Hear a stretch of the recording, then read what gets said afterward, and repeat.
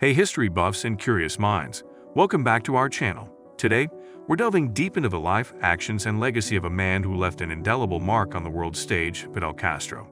So if you're ready to explore the enigmatic life of Fidel Castro, hit that like button and let's dive in. Fidel Alejandro Castro Ruz, born on August 13, 1926 in Birán, Cuba, emerged as one of the most influential figures in modern history, shaping the trajectory of his nation and international politics. Castro hailed from a prosperous farming family, and his upbringing in rural Cuba imbued him with a keen awareness of social inequalities and political injustices. He attended Jesuit schools and later enrolled at the University of Havana, where he studied law and became involved in various political and anti-government activities. On July 26, 1953, Fidel Castro, his brother Raul, and around 160 rebels launched an attack on the Moncada barracks in Santiago de Cuba. Their goal was to overthrow the dictatorship of Fulgencio Batista. This attack is widely considered to be the start of the Cuban Revolution. While the objective was to capture the second-largest military garrison in the country and to spark a nationwide uprising, the attack was a military failure. Many of Castro's men were captured, tortured, or killed. Fidel and Raul managed to escape, but they were eventually arrested. Fidel Castro, being a trained lawyer, defended himself during the trial. His defense strategy was twofold: to justify the attack by highlighting the brutality and illegitimacy of the Batista regime, to use the trial as a platform to publicize his political ideas. During the trial, Castro delivered his famous speech, "History will absolve me."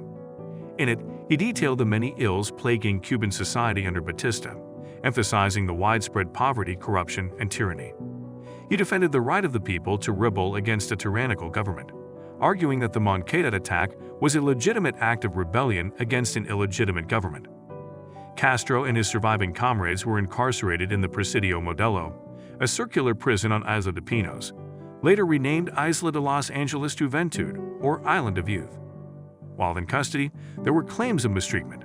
However, Castro's imprisonment was notably different from that of many of his comrades captured after the Moncada attack. Many of the rebels who were captured immediately after the attacks suffered torture and execution at the hands of Batista's forces. These events did much to garner sympathy for Castro's cause, painting the Batista regime as cruel and inhumane.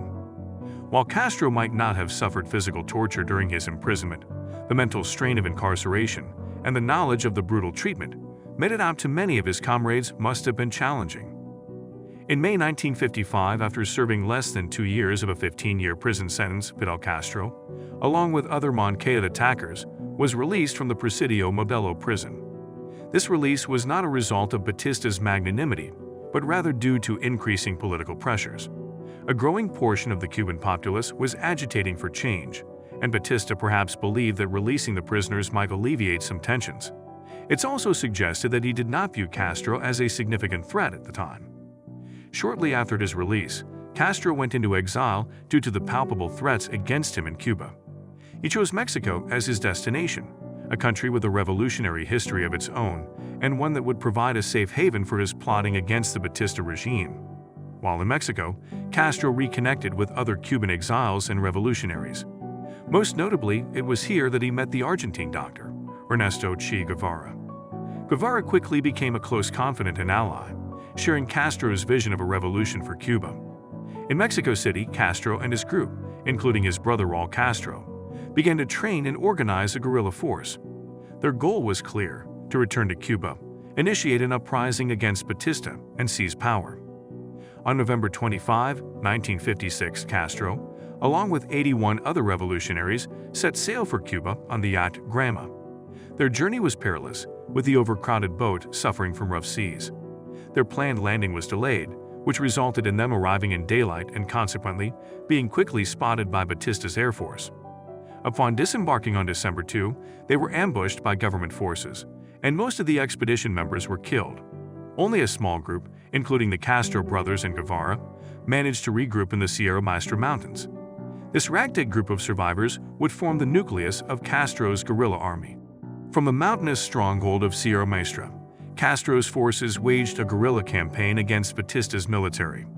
Over time, they won several key battles, gaining weapons, recruits, and momentum. The group utilized both conventional military tactics and propaganda, with Radio Rebelde broadcasting their revolutionary message across the country. One of the pivotal moments came with the Battle of Santa Clara in December 1958. Led by Che Guevara, the rebels captured the city, showcasing the regime's weakening grip. Realizing that the situation was becoming untenable and fearing for his safety, Fulgencio Batista fled Cuba on January 1, 1959. Within days, Castro's forces took control of Havana and declared victory. Castro held various titles and roles throughout his leadership, including Prime Minister, President of the Council of State, and the first Secretary of the Communist Party of Cuba. Despite multiple assassination attempts, internal dissensions, and external pressures, Castro managed to maintain control over Cuba for over 5 decades. The nationalization of American businesses in Cuba, coupled with Castro's Marxist-Leninist leanings, caused tensions with the U.S. in 1960. The U.S. imposed a trade embargo on Cuba, which has had significant economic implications for the island and continues in modified forms to this day. The CIA-backed Bay of Pigs invasion in 1961 aimed to overthrow Castro, but ended in failure, further worsening relations. Given the antagonism with the U.S. and the failed Bay of Pigs invasion in 1961, Castro turned to the Soviet Union for protection. When Soviet Premier Nikita Khrushchev proposed placing nuclear missiles in Cuba as a deterrent to U.S. aggression, Castro agreed. He believed that hosting Soviet missiles would be a guarantee against another U.S. attempt to overthrow his government. During the crisis, Castro was in communication with Khrushchev.